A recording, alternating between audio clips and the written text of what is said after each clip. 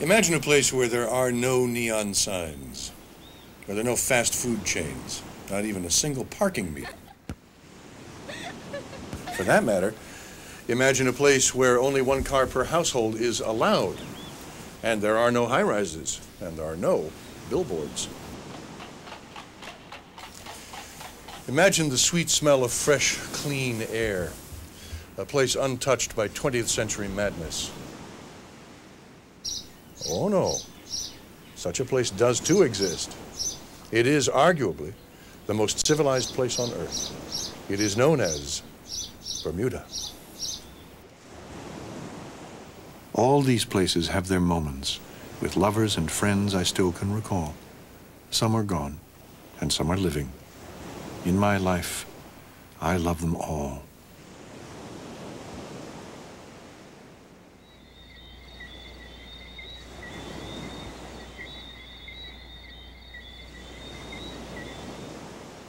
Hello, my name is David Ogden Stiers, and for the next 15 minutes, I'm going to be a rather curious combination of tour guide and guest conductor of the Menuhin Youth Orchestra. Before you all start falling about and hitting things, I see you smirking, I must assure you of one thing: I am a rather better conductor than, say, Jack Benny was a violinist. Who, they're all saying. Come on, let's go to work. Come on.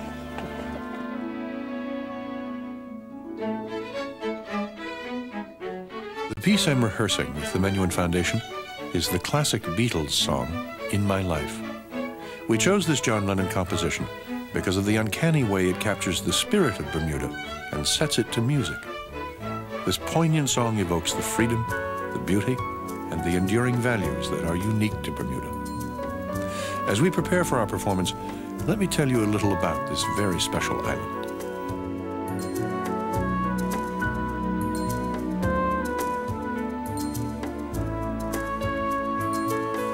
A British colony since 1612, Bermuda, with its swaying palms, crystal clear turquoise waters, and verdant foliage, has all the trappings of a lush Caribbean paradise, but it's not in the Caribbean.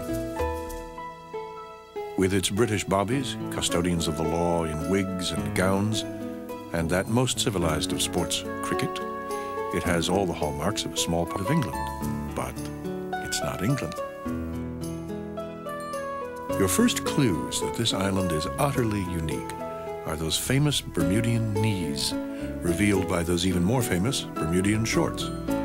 Then there's the architecture, pastel stone houses topped by white stepped roofs and ringed with manicured gardens. Bermuda is a fortunate confusion of order and color. It's like no other place on Earth. Bermudians are a kind and giving people, a medley of black and white smiles, hospitable to a fault. And you're welcome anywhere you travel in Bermuda. The whole island is here for you to explore.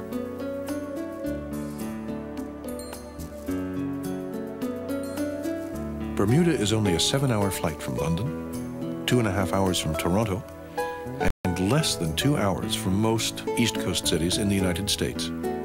As contradictory as it sounds, here's an island paradise that's actually easy to get to.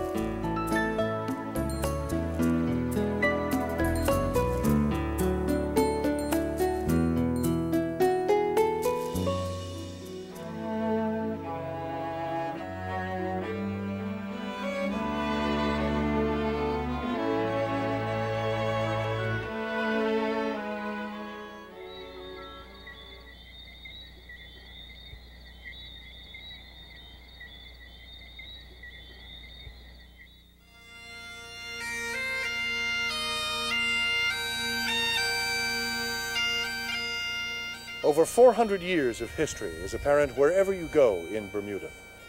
Nowhere is this feeling greater than in St. George's, a town named after England's patron saint. Founded in 1612, St. George's is not simply a monument to the past. This quaint little town has retained many of the features of a small community of the 1600s.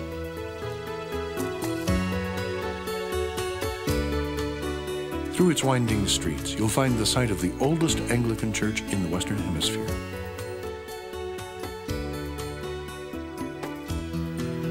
Its forts, museums, and and stately buildings are further reminders that St. George's is a town alive.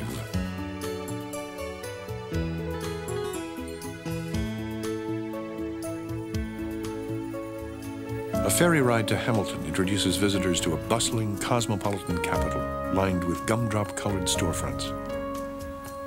Behind the quaint, old-world facades lies the best of merchandise from around the globe.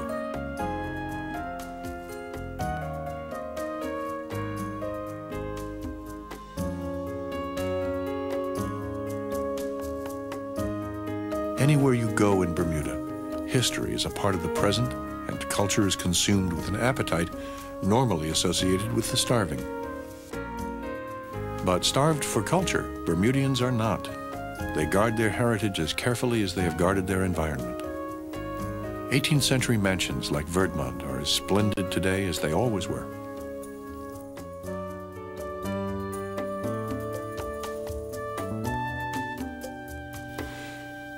Another welcoming fact of Bermudian life is there's nothing artificial in the way it presents itself. The richness of its culture is the same as it's always been. A magical blend of Afro-Caribbean, British, and Portuguese flavors is there for the tasting. And what excellent tastes of life in Bermuda they provide, each offering its unique contribution to the arts, crafts, and musical well-being of this remarkable place. From the Pied Piper-like gambes to the museums and network of art galleries, including the National Art Gallery, Bermuda, for its size, stands very tall.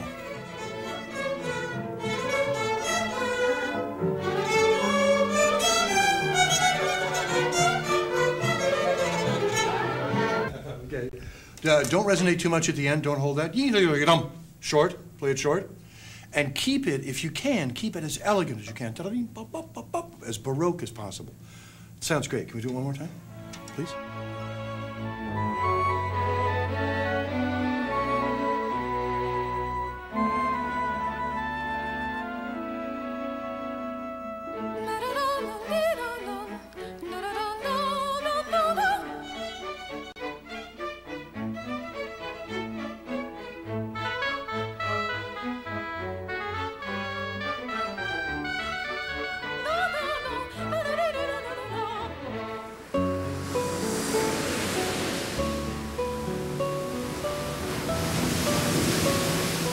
After you've dined out on Bermuda's history and its art, what better way to waken than to a canvas against which the pursuit of sport has never been so appealing?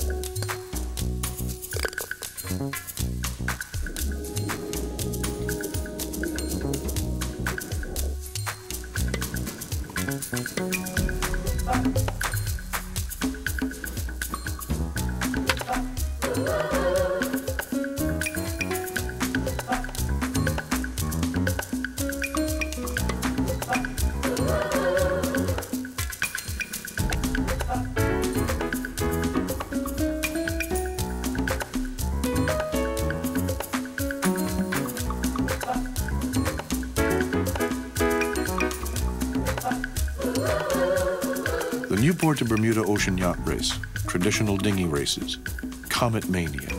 The clear aquamarine waters are awash in sail.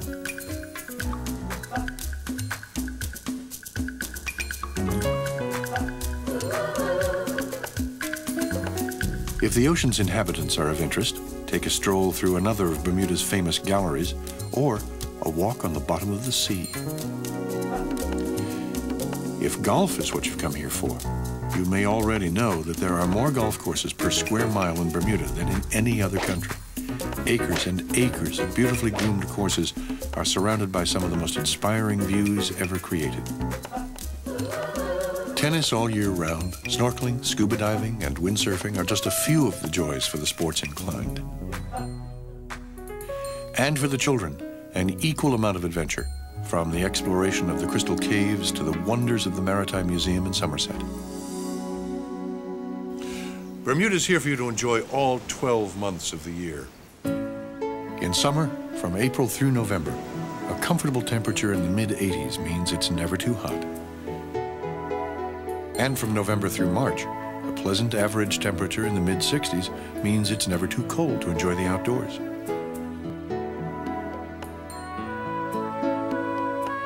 Come 4 o'clock, the still honored British tradition, tea.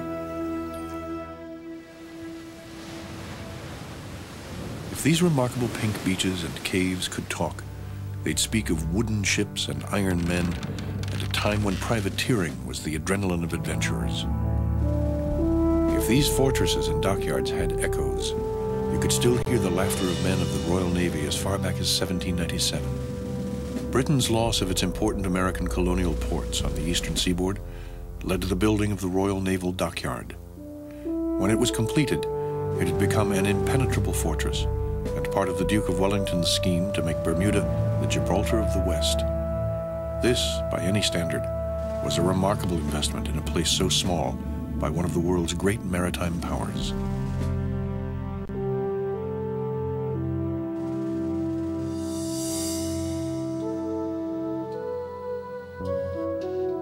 Anywhere you stay, in Bermuda's gracious hotels or intimate cottage colonies, you'll be swept away by winds that brought with them the first shipwrecked settlers, naval flotillas, artists, poets, and native rhythms, and with the winds comes an inescapable feeling that it's all still going on all around you.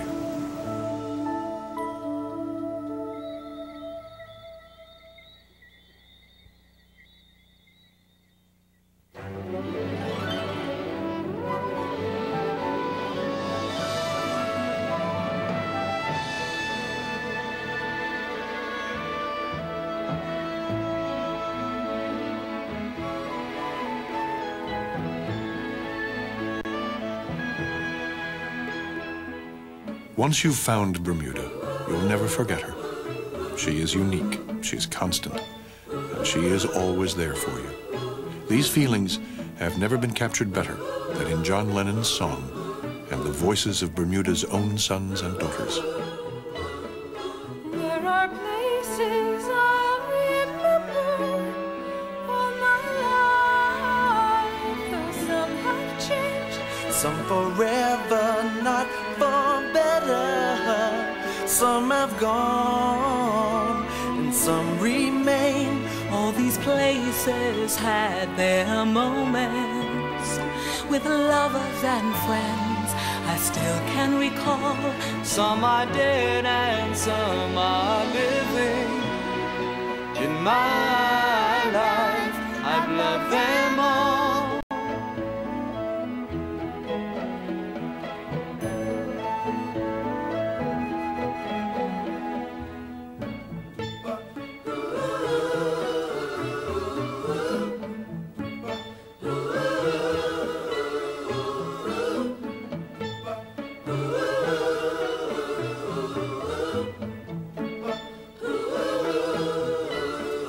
But of all these friends and lovers, there is no one compares with you.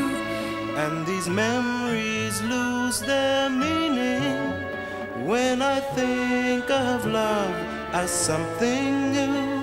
Though I know I'll never lose affection for people and things that went before. I know I'll often stop and think about them. In my life, I love you more.